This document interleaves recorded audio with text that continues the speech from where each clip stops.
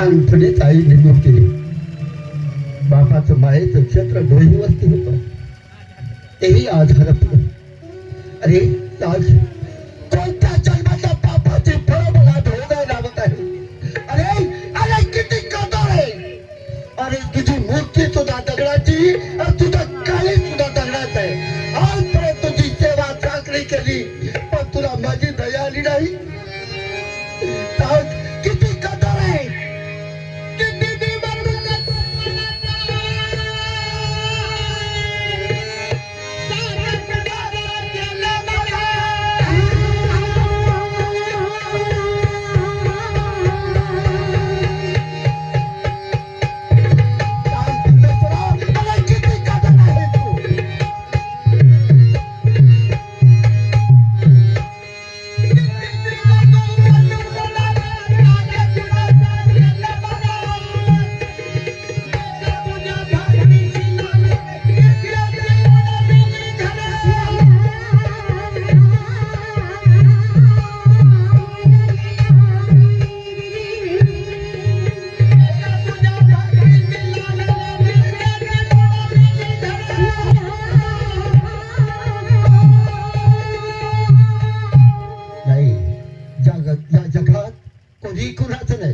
मानवन जन्माला एकटं यायचं, शेवटी एकटं जायचंय. माया याच्यामध्ये जटकीन आहे. माया लेकर, आई वडील, जन गोत्र, बहीण भाऊ सगळे नाटकी ढोंगी नाते. या जगात कोणी कुणाचं नाही.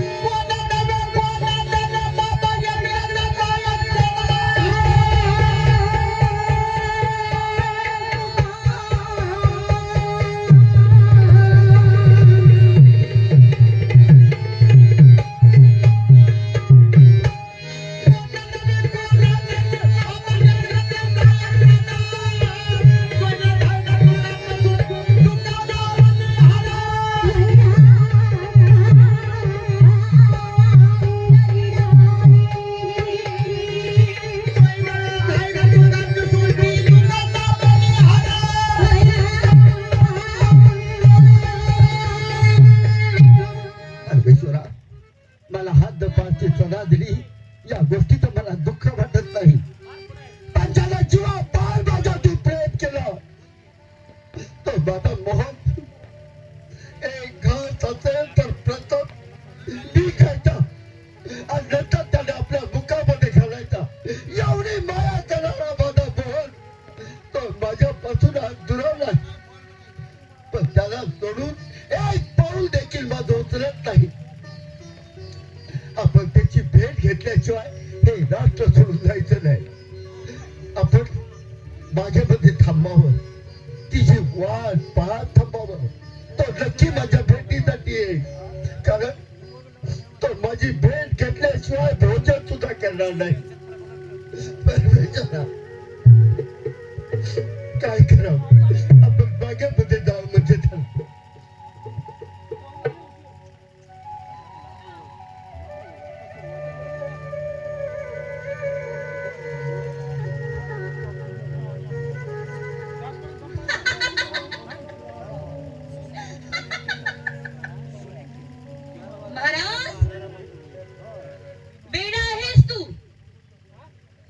तुझ्या मुलग्याला मी कधीच गादीवर बसू देणार नाही. म्हणूनच मी त्याच्यावर काहीतरी आळ घेतला आणि त्याला हक्कलपट्टी केली आहे. आणि माझाच मुलगा बसणार राजगादीवरती. आणि तुझ्या मुलग्याला जर राजगादीवरती बसलं तर आम्ही मूर्खासारखं वागलं पाहिजे, नोकरासारखं राहिलं पाहिजे. नाही, कदापिच जमणार नाही ते. अरे हवालदार, अरे अरे बाळा, आई तुला पाहिलं की आमचं अंतकरण किती भरून येत आहे. आई आज चेहऱ्यावर तुझ्या फारच हास्य दिसतंय. मला खूप आनंद झाला. अरे आनंद झालाय कोणत्या गोष्टीचा ते तरी मला समजू दे, कारण तुझ्या आनंदामध्ये मलाही सहभागी होता येईल. असं काय? हो. अरे दुसरं काही नाही रे बाळा. हो नाही, कसं सांगू मी तुला. महाराज सरकार मला एक गोष्ट बोलल्यानंतर ते आमचं डोकं कसं बिघडल्यासारखं झालं होतं. म्हणजे महाराज सरकार काय म्हटले की चंद्राला गादीवरती बसवायचं. हो, कारण त्याचा अधिकारच आहे तो गादीचा. तूही तसंच. हो अगं आई, थोरला मुलगाच गादीचा वारसदार बनत असतो आणि मी त्याच्या पायाचा दास बनून त्याची सेवा करण्याची मला संधी भेटत नाही नाही. याची वेळ पाहत होतो. नाही, मग मला कदापित ती सण होणार नाही. तशी का गोष्ट मी ऐकली तसं डोकं माझं चिन्ह भिन्न झालंय. मला काही देखील सुचत नव्हतं. म्हणून मी काय केलं माहिती? काय केलं? त्या चंद्रावर मी आळ घेतला आणि त्याला हकलून दिला. आई! हातपायची शिक्षा दिली त्याला. वाई माझा मुलगाच गादीवरती बसणार, चंद्राला नाही. अरे वेडा आहेस का तू? तो जर गादीवरती बसला तर आपण काय नोकरासारखं वागायचं का? तिने काय काम सांगेल ते ऐकायचं का? मला ते जमणार नाही आणि ती मला सण होणार नाही. अरे तुला मी कधी गादीवरती बसवतील आणि मी तुला कधी पाहिल असं माझ्या मनाला आनंद झालाय. वाई तुझ्या डोळ्यात पाणी. आई, खरंच आईचं कर्तव्य निभावणंच म्हणायला हरकत नाही. बघ, काय? यालाच म्हणतात आई. हा, ती सावत्र असू दे किंवा सख्य असू दे, आई शेवटी आई असते. कारण या भूतलावरती माणसाला पैशाच्या जोरावरती आई सगळी नाती विकत घेता येतात ग. म्हणायचं काय तुला? पण आईची माया कोणाला विकत घेता आली नाही. आणि त्या आईच्या मायेचं अंत काय असतो, आईची माया काय असते, याचं जिवंत उदाहरण आज तू माझ्या डोळ्यासमोर उभा केलंस. म्हणजे पण आई, आई शेवटी आई असते. तो तुझा सावत्र मुलगा होता आणि तुझ्या डोक्यात होतं की माझ्याच मुलानं गादीवरती बसावं आणि या संपूर्ण राज्याचा कारभार आपल्या हाती घ्यावा. माझ्या ताब्यात आला पाहिजे. नाही आई साहेब, कारण या गादीचा खरा वारसदार तो माझा दादा आहे. तो माझ्यापेक्षा थोरला आहे. आणि आई, आमच्या दोघांत भेदभाव निर्माण करण्याचा तुला काही अधिकार नव्हता. पण तुझ्या स्वार्थासाठी तू आज भेदभाव निर्माण केलास. म्हणून तुला थोडक्यात एक आईचं प्रेम, आईची माया काय असते एक छोटस उदाहरण सांगतो. आई, ज्यावेळी मी शाळेला बाहेर होतो त्यावेळी माझ्या शाळेतला माझाच एक मित्र आमच्या शाळेतल्या मुलीवरती जीवापाड प्रेम करत होता. बरेच दिवस त्या दोघांचे प्रेम संबंध चालू होते, जी आम्हाला पूर्ण कल्पना होती. पण त्या मुलीचा त्या मुलावरती विश्वास नव्हता. म्हणून एक दिवस त्या मुलीनं त्या मुलाला जवळ बोलवलं आणि विचारलं, अरे माझं तुझं माझ्यावरती किती प्रेम आहे? त्यावेळी त्या प्रेमानं वेडा झालेल्या त्या मुलानं सांगितलं, माझं तुझ्यावरती इतका जीवापाड प्रेम आहे, या जगातली कोणती एखादी गोष्ट सांग, मी पिढ्यासाठी एका पायावरती करण्यास तयार आहे. प्रेमानं वेडा झालेल्या त्या मुलानं सांगितलं, सांग तुला काय हवाय, या आकाशातील चंद्र तारे सुद्धा तुझ्या पायावरती आणून टाकेन, जसं काय त्याच्या बापानं निर्माण केले. त्या मुलीनं सांगितलं, मला या जगातलं काही नको, आकाशातली चंद्र तारे सुद्धा नको, फक्त मी सांगते तेवढं काम कर, तर तुझं माझ्यावरती खरं प्रेम आहे असं मी समजेल. त्यावेळी त्या मुलानं सांगितलं, सांग काय करू तुझ्यासाठी? त्यावेळी त्या मुलीनं सांगितलं, जर तुझा माझ्यावरती जर खरंच जवाबात प्रेम असेल तर याच फावली जाणे आईच काळीच घेऊन ये. हो मासाई. प्रेमानं वेळा झालेला, डोक्यात वाईट विचाराचा धामान ज्याच्या मांडलं होतं त्यानं मागचा पुढचा विचार न करता होकार दिला. ज्या माऊलीनं 9 महिने 9 दिवस आपल्या उदरात वाढवला, हाताचा पाना केला, नेत्राचा दिवा केला, 18 धारा पाजल्या, त्या माऊलीचा क्षणभर सुद्धा या मुलाच्या डोक्यात विचार आला नाही. तिथून तसाच निघून गेला, शाळेतलं दप्तर घेतला आणि घराच्या दिशेनं धावत सुटला. पण दिवसभर काबाड कष्ट करून थकलेली आई दारात उभी होती. मुलाला येताना पाहिलं, आई लगबगीनं आत गेली, पाण्याचा तांब्या हातात घेऊन दाराशी उभी राहिली. पण त्या मुलानं त्या आईकडे आणि त्या पाण्याच्या तांब्याकडे पाहिलं नाही, कारण याच्या डोक्यात विचार होते, आईचं काळीच कसं मिळवायचं. म्हणून मुलगा तसाच आपल्या खोलीमध्ये गेला, दप्तर उभ्यानं फेकून दिलं आणि पलगावरती अंग टाकलं. त्या माऊलीनं त्याच दारात उभा राहून थोडा विचार केला. कधीच न रुसणारा मुलगा आज आपल्यावरती रुसलाय, शाळेत कुणाशी तरी भांडण झालेलं असावं. म्हणून ती मुलगी आई म्हणाली, आपण त्याच्याकडे नंतर थोड्या वेळानं जाऊया. म्हणून ती तशीच स्वयंपाकघरात आली आणि त्या धरणीवरती अंग टाकताच त्या माऊलीचा डोळा कधी लागला तिलाच कळला नाही. कारण का, दिवसभर काबाड कष्ट करून थकलेली ती आई. पण या मुलाला त्याच्या खोलीत झोप नव्हती, फक्त या अंगावरून त्या अंगावर करत होता, कारण त्याला मिळवायचं होतं आईच काळी. उठला लगबगीनं, आजूबाजूला कोणी आहे का नाही पाहिलं, पण त्या घरात दोघाशिवाय तिसरा माणूस कोणी नव्हता. स्वयंपाकघराच्या दिशेने गेला, समोर दारात उभी झोपलेली शांत आई पाहिली. स्वयंपाकघराच्या कोपऱ्यातला असणारा तोच हातात खंजर घेतला आणि आईच्या जवळ गेला आणि डोळे भरून रूप शेवटचं पाहिलं आणि हातात असणारा तोच खंजर आईच्या छातीत आर पार केला. आईच्या काळजाचा घर घेतला आणि आपण केलेला पराक्रम आपल्या प्रेयसीला दाखवण्यासाठी धावत सुटला. पण दैव एवढं एका ठिकाणी जात असताना त्याला ठेच लागली आणि हा धर्तरीवर खोडसळला गेला. ज्यावेळी जमिनीवरती पडला त्यावेळी हातात असणाऱ्या आईचा कागदाचा घड एका बाजूला पडला आणि हा एका बाजूला पडला. त्यावेळी त्या कागदाच्या घडातून आईसाहेब आवाज आला, बाळ बाळ उठ, तुला कुठे लागलं का रे? त्याला म्हणतात ती आईची माया, त्याला म्हणतात ते आईचं प्रेम. तुमचं हे आईचं प्रेम नसून खरोखरच एखाद्या गाडविलीचं प्रेम म्हणावं. होय साहेब, जर मा आम्ही ऐकून घेतो म्हणून तुम्ही कसेही होता आमचा अपमान करता. अरे हे सगळं जे करतो आहे मी तुझ्यासाठी रे. नाही मला पाहिजे हे सगळं. मला कष्टातून मिळालेलं सुख हवं आहे. हे अचानक मिळालेलं सुख जास्त काळ माणसाला साथ देत नसतं. नाही रे बाळा, मला तुला नोकरासारखं वागवलेलं नाही. मला सर्व आई, मला तू पाहिजे, मला कुणी नको आहे. आई तुझं मन तुला सांगते, पण त्या दादानं मला कधी नोकरासारखं वागवलं नसतं ग. आता बरं शाळेत जेवढ्या चुका केल्या त्यानं मी केलेल्या चुका स्वतःच्या अंगावरती घेतल्या, पण माझ्या केसालाही कधी धक्का लागू दिला नाही. मित्र सगळं बाहेर काढलं त्यावेळी माझ्यासाठी त्यानं मार खाल्ला, पण माझ्या अंगाला कुणाला हात लावू दिला नाही. आणि क्षण भंगूर इस्टेटीसाठी तो मला आपला नोकर बनवेल ही तुझी खुळी कल्पना आहे बासाहेब. खुळी नाही, मी खरं सांगताय, मी खरं सांगताय. आई मासाई, तुमच्या सारख्या या स्वार्थी जगात जगण्यापेक्षा माझा दादा ज्या दिशेला गेलाय त्या दिशेला मला गेलं पाहिजे. नाही नाही, मला आता या राज दरबार मध्ये थांबायचं नाहीये. माझा दादा ज्या दिशेला गेलाय त्याच्यासाठी माझा उभा आयुष्य मला बर्बाद करावं लागलं तरी चालेल, पण त्याच्या सेवेसाठी मी त्याच्या पाठीमागे जातोय. मला या ऐश्वर्याचा कधीच मोह नव्हता आणि इथून पुढे राहणार नाही.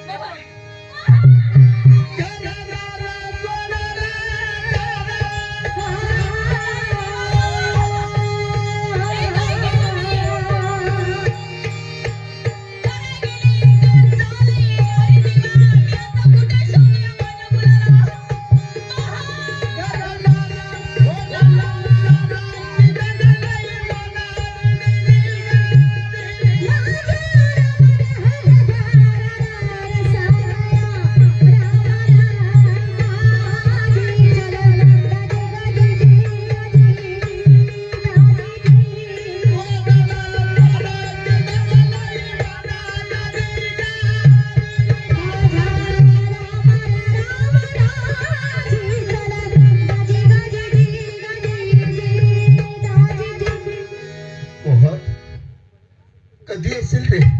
अरे किती वेळ वाट पाहायची मी. अरे डोळे तुझ्या वाटेकडे लावून वाट पाहतोय रे. माझ्या अंतकलाचे हात तुझ्या कानापर्यंत येत नाही का? ये ना बोल, ये ना. एक वेळ मला तुझं मुखचंद्र दाखव, डोळे भरून तुझं मुखचंद्र पाहू दे. मग जिकडं पुन्हा तिकडं म्हणून तुला कुठे निघून जायला तयार आहे मी. पण तुझी भेट घेतल्याशिवाय हे राष्ट्र सोडून जाणार नाही.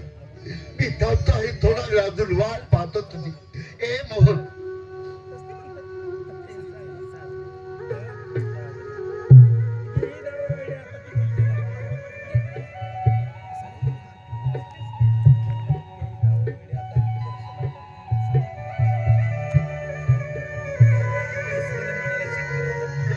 पाहिलं हे कसं जग स्वार्थानं भरपटलेलं आहे.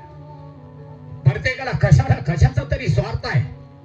अरे स्वार्थी जगात माणूस म्हणून जन्माला यायचं असेल तर प्रथम माणसानं मनातला स्वार्थीपणा बाजूला काढून ज्या दिवशी माणूस निस्वार्थी जगण्याचा प्रयत्न करेल त्याच दिवशी तो माणूस म्हणून जन्माला आलेला त्याच्या जीवनाचं सार्थक होत असतं. पण हे कोण कोणाला सांगणार तत्वज्ञान? आज माझ्या आईच्या मनामध्ये स्वार्थ निर्माण झाला आणि असणारे रक्ताची नाती तोडली. पण नाही आई, ज्या तुझ्या डोक्यात कल्पना चालू होत्या त्या चुकीच्या होत्या, पण तुझ्या एका चुकीमुळे आज संपूर्ण आयुष्याची बर्बादी दोघांची झाली. असू द्या, जे विधी लिखित आहे ते कधी चुकत नसतं. त्या परमेश्वरानं विधात्यानं जे काही लिहून नशिबामध्ये माणसाच्या भोगलेले ते भोगल्याशिवाय त्याला माणूस म्हणून जगता येत नाही. ज्या दिशेने माझा दादा गेला आहे त्या दिशेने आपल्याला गेलं पाहिजे. पण मला माहित आहे माझा दादा तसा एकट्या जाणार नाही, कारण नेहमी आम्ही भेटण्याची वेळ असते 10 वाजता. आताही जवळजवळ 10 वाजले. त्या असणाऱ्या बागेमध्ये तो बसला असेल त्या ठिकाणी जाऊन त्याची भेट घेतली पाहिजे आणि त्याला मायेने सफर केलं पाहिजे, कारण त्यालाही कुणाचा आधार नाही आणि आता मलाही कुणाचा आधार नाही. चला आता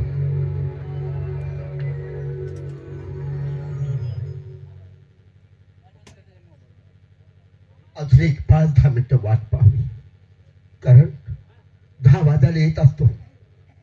10 वाजून गेले, अजूनही त्याचा पत्ता नाही. अजून एक 5-10 मिनिटं वाट पाहावी. जिकडं पुढा तिकडं मुलूक थोडा कुठेही निघून जावं.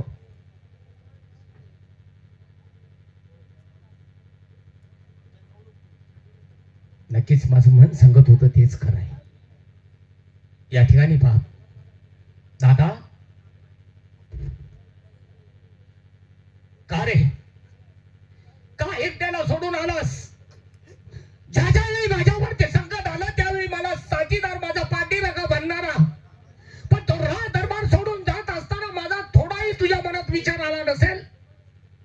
का इतका कठोर झालास?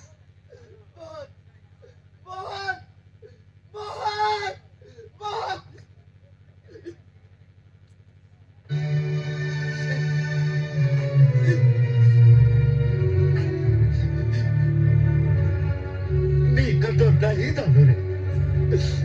तुला तुझी भेट घेतल्याशिवाय माझा पाऊल हे राष्ट्र सोडून बाहेर जाण्यात तयार नव्हता. म्हणून तुझी वाट पाहत मी तर थांबलो होतो.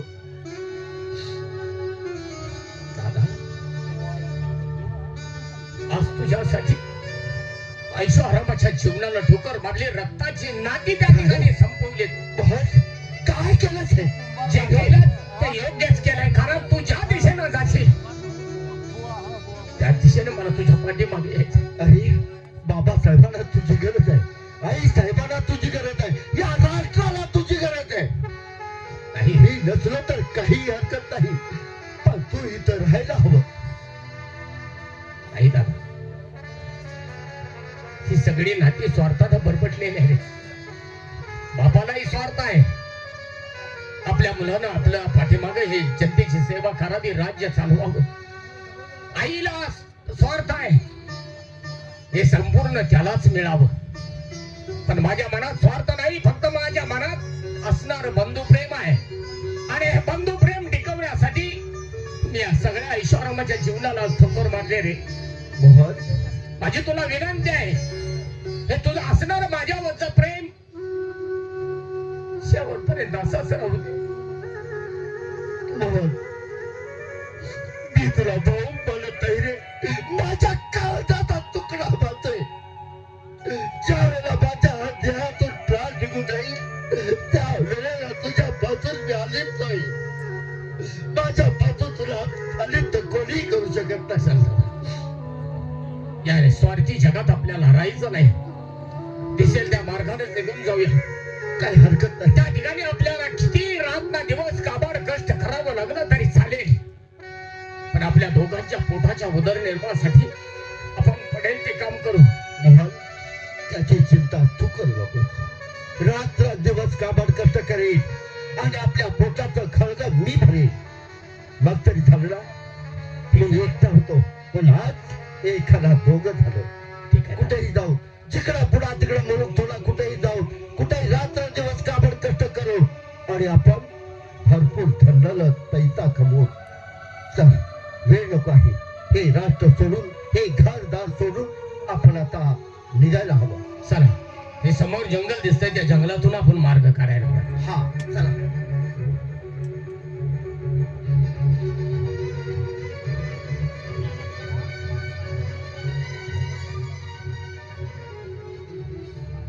अरे, तुझे पाऊल का उचलत नाहीत? आता कंठालाच? अरे, खूप दूर जायचंय. आपल्या राष्ट्रातील प्रजा जिथपर्यंत आहे त्यांच्या नजरेच्या आड निघून जायचंय. दादा, आयुष्यात आतापर्यंत राज दरबार ते शाळा आणि शाळा ते राज दरबार एवढाच माझ्या जीवनाचा प्रवास होता. बरोबर. पण आज नशिबानं जे नशिबामध्ये लिहिलंय ते भोगण्यासाठी आज तुझ्या सोबतीला मला या जंगलपर्यंत यावं लागलं, या जंगलातून मार्गस्थ व्हावं लागलं. बरोबर. या काट्या कुठ्यातून, या तासणाऱ्या चैत्र मासाच्या उन्हातून चालत असताना माझे पाय तर मला साथ देतच नाही. मग आज तहानेनं माझा कंठही सुकत आलाय. काय झालं? होय, मला तुझ्याकडून दुसरी कोणतीही अपेक्षा नाहीये रे. फक्त माझ्यासाठी एक 2 घोट पाणी मिळाले तर ते प्राशन करीन आणि राहिलेला प्रवास आपल्या खांद्याला खांदा लावून अगदी आनंदाने मी पार करेन. म्हणून माझी विनंती आहे, या जंगलात थोडं कुठं पाणी भेटते का पहा. मोहन, आपण तर या भयानक जंगलामध्ये आलो. इथून पाऊल वाट कोणती कोणत्या दिशेला जाती याची सुद्धा आपल्याला कल्पना नाही. माहित आहे मला. आणि तुझा तर कंठ पाण्या वाचून सुकलेला आहे. होय का? चिंता करू नको. हा तुझा मोठा भाऊ पाण्याचा शोध नक्की करेल आणि तुझी ताण भागवण्यासाठी पाणी घेऊन येईल. पण या भावाची एक तुला हात जोडून विनंती आहे. बोल दादा. हा दिसणारा भला मोठा वृक्ष आहे. हे वडाचं झाड आहे. या वडाच्या झाडाखाली या सावलीला तू बसून राहा. जोपर्यंत मी पाणी घेऊन माघारी येत नाही तोपर्यंत इथून तू कुठेही जाऊ नकोस म्हणजे झालं. दादा, एखाद्या चातकाप्रमाणे मी या ठिकाणी तुझी आतुरतेने वाट पाहिन. तुझा निरोप येईपर्यंत इथून कुठेही हलणार नाही, हा माझा तुला शब्द आहे. असं ना? हो. थांब इथं. परमेश्वर, अरे काय एक संकट गेले की दुसरं, दुसरं गेले की तिसरं. आता माझ्या मोहनला तहान लागलेली. त्याची तहान भागवणं माझं कर्तव्य आहे. त्याला चालणं या काट्या कुट्याचं जर फिरवलं तर पुढेही तो येणार नाही. याच्यासाठी सावलीला त्याला बसवून ठेवलेलं आहे. आपण जावं, पाण्याचा शोध करावा आणि थोडस का होईना पाणी घेऊन यावं म्हणजे झालं.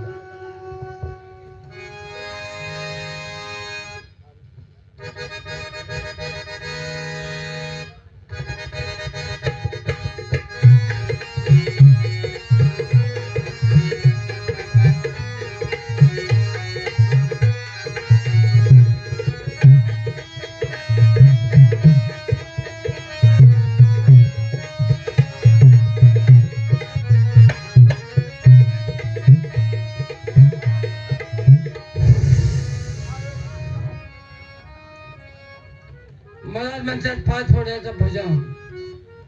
आमको पूर्वी जन्मीचा त्याला घुसणं फेडायसाठी मी चाललेला आहे. आमको पूर्वी जन्मी आम्हाला किती त्रास दिला हे आमच्या आई वडिलांनी आम्हाला सांगितलं. त्याचं उष्ण फेडायसाठी आज तुला हे जीवन सोडणार नाही. आज तुम्हाला सापडलेलं आहे. आज तुला खरंच करणार आणि इथून जाणार. आमको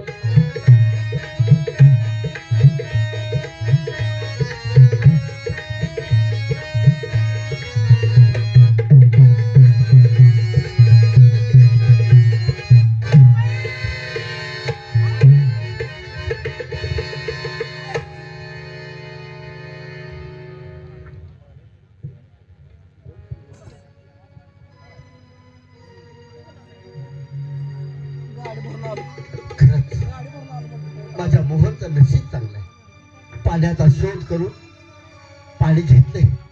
आपण जावं. तो माझी